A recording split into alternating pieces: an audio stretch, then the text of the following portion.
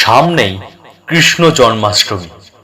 ছোট্ট গোপালের জন্মতিথি পালনের জন্য তৈরি হচ্ছে গোটা দেশ। কিন্তু জানেন কি, এই জন্মাষ্টমী তিথিতেই জন্ম হয়েছিল লোকনাথ ব্রহ্মচারীর। ভক্তদের কাছে তিনি বাবা লোকনাথ নামে পরিচিত।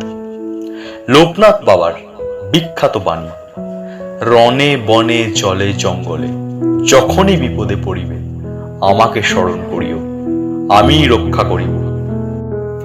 লোকনাথ বাবা 1137 বঙ্গাব্দ বা ইংরাজি 1730 খ্রিস্টাব্দে তৎকালীন যশোহর জেলা আর বর্তমানে পশ্চিমবঙ্গের 24 পরগনা জেলার বারাসত মহকুমার চৌরসি চাকলা গ্রামে জন্মগ্রহণ করেন।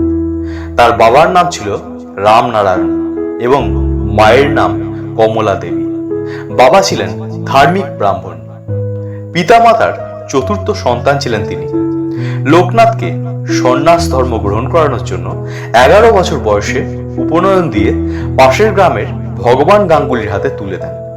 এই সময় তার সঙ্গী হন বাল্যবন্ধু বেণীমাধব।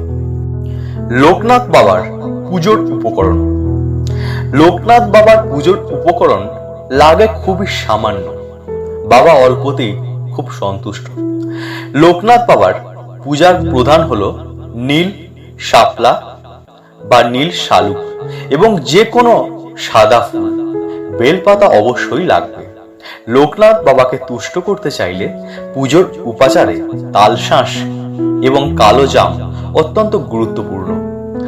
এছাড়া মিষ্টান্ন ভোগ হিসেবে মিছরি, তাল মিছরি বা যে কোনো ধরনের সাদা মিষ্টি দিতে পারেন।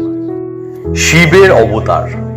লোকনাথ বাবাকে শিবের অবতার বলে মনে করেন তার ভক্তরা।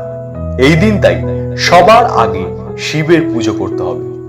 মহেশ্বরের আশীর্বাদ পেলেই বাবা লোকনাথের আশীর্বাদ পাওয়া যায়। এই পুজোর দিন নীল শাপলা ফুল লোকনাথ বাবার চরণে দিন।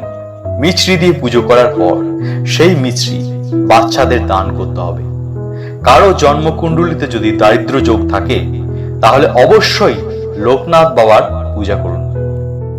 লোকনাথ বাবার পুজোর মন্ত্র: জয় বাবা লোকনাথ, জয় শিব লোকনাথ, জয় গুরু লোকনাথ, জয় ব্রহ্ম লোকনাথ।